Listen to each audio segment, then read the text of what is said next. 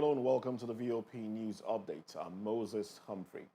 The women's wing of the Southern Kaduna People's Union on Monday raised the alarm over unrelenting bandit attacks in the region, leading to the people being killed and kidnapped. The group particularly cried out to Governor Uba Sani over an October 2 attack in which 14 persons were killed while 31 persons were kidnapped by bandits.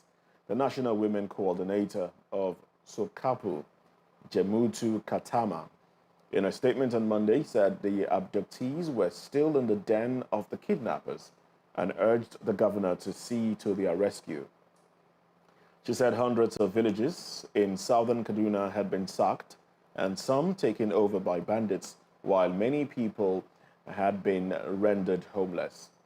Katama said only 3 out of these 12 local government areas in southern Kaduna are not under the stranglehold of bandits, as thousands had been killed, houses burnt, and hundreds kidnapped. According to the group, the bandits, after the killing, also looted the village of foodstuff and animals. The Nigeria Security and Civil Defense Corps (NSCDC) Osun Command said it arrested at least 100 persons for alleged energy theft within 7 months in different parts of the state. The NSCDC State Commandant Sunday Agbola stated that the suspects were arrested during a joint operation of the command and Ibadan Electricity Distribution Company (IBEDC). Agbola revealed this on Monday at the NSCDC headquarters when he paraded 7 persons also arrested by the command for alleged energy theft.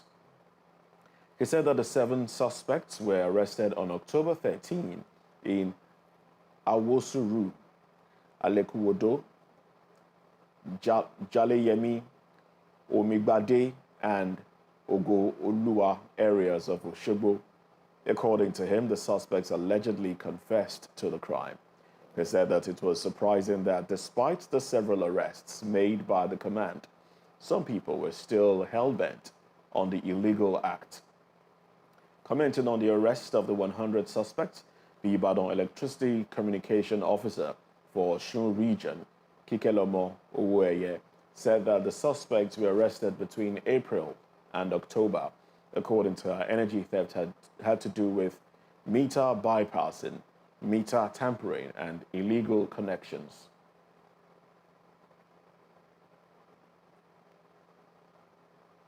The newly appointed Chief Executive Officer of the Nigeria Postal Service, NIPOST, Tola Odeyemi, has assumed duty at the headquarters of the agency in Abuja.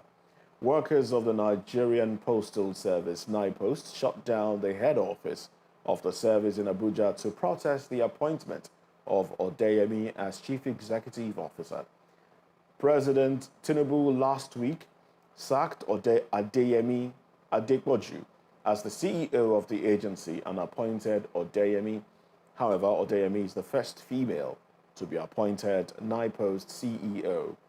While speaking to reporters during a protest at the NIPOST headquarters in Abuja, the president of the National Union of Postal and Telecommunication Employees, Buba Nehemiah, said the new appointment was against the interest of the workers. The federal government of Nigeria is proposing 26 trillion naira as the 2024 budget, which will be submitted to the National Assembly before December 31.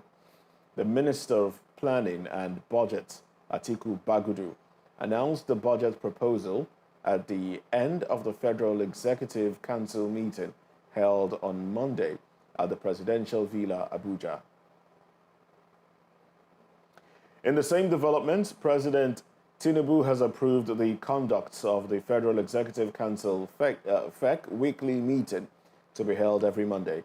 It was gathered that the weekly FEC meeting, which is presided over by the President and attended by cabinet members, as well as other top aides to the President, was held every Wednesday prior to the Tinubu administration. President Tinubu presided over his second Federal Executive Council FEC meeting on Monday since his inauguration as president on May 29. Now, during the meeting, Tinubu swore in the three newly appointed ministers who were screened on October 4 at a brief swearing-in ceremony, which took place at the Council Chamber, Presidential Villa Abuja, before the commencement of the meeting. The Court of Appeal in Abuja on Monday nullified the election of the senator representing Adamawa North Senatorial District, Elisha Abo. The Appellate Court declared the candidate of the People's Democratic Party, Amos Yohana, as the winner of the February 25 senatorial election. Yohana had, in a petition filed at the tribunal sitting in Yola, challenged the declaration of Abo, who contested on the platform of the All Progressives Congress, as the winner of the poll, arguing that Abo did not score the majority of lawful votes cast. He contended that the poll was marred by irregularities such as false entries, alteration and cancellation of votes at several polling units, among others. The Appellate Court, in its judgment on Monday, upheld Yohana's contention and nullified Abo's election. Speaking to journalists at his residence in Abuja after learning about his sacking, Abo blamed his fate on the Senate President, Senator Godswill Akpabio. He alleged that Akpabio had a hand in the unfavorable court judgment against him. He alleged further that the Senate President had penciled down 4 other senators for removal through the court. Faulting the court's judgment, Abo insisted that there was no way the PDP candidate could have defeated him at the poll. He said he was so popular that his margin of victory against the PDP candidate was 11,000 votes. He, however, appealed to his supporters to remain calm, vowing that he would be back in the Senate in 2027. Interesting times indeed. In business now, Nigeria's inflation rose to 26.72%, a 0.92% point rise from the previous month of 25.80%. Now, this is according to the recently released Consumer Price Index report for September 2023 by the National Bureau of Statistics. The surge in inflation is primarily attributed to the removal of petrol subsidies and the devaluation of the official exchange rate, both significantly impacting consumer prices. Month-on-month inflation rose to 2.18%, representing 1.08% difference from the previous month of August.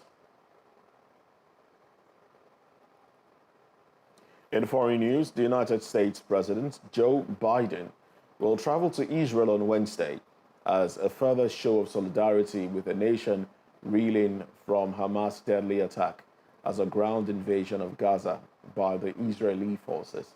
The announcement of Biden's impending trip was made by Secretary of State Antony Blinken on Monday. Blinken himself was in Israel, where he had held hours of meetings with the country's Prime Minister, Benjamin Netanyahu. The trip by Biden could come on the cusp of Israel launching a ground invasion of Gaza, a backdrop, a fallout that has left some administration officials worried. Biden will be going to Tel Aviv, but he will also stop at Amman, the capital of Jordan, where he will meet with Mahmoud Abbas, the president of the Palestinian National Authority, President Abdel Fattah el-Sisi of Egypt, and King Abdullah II of Jordan. Well, Biden had told aides he was interested in going, as his presence would demonstrate strong U.S. support after Hamas killed more than 1,400 Israelis and took around 150 hostages, including Americans. Now, this trip, however, could be a bit more perilous. And that's the news update on VOP TV. We'd like you to subscribe and engage us on YouTube. It is Voice of the People TV. And on other social media channels, we are at VOP TV Live. I am Moses Humphrey. Good morning.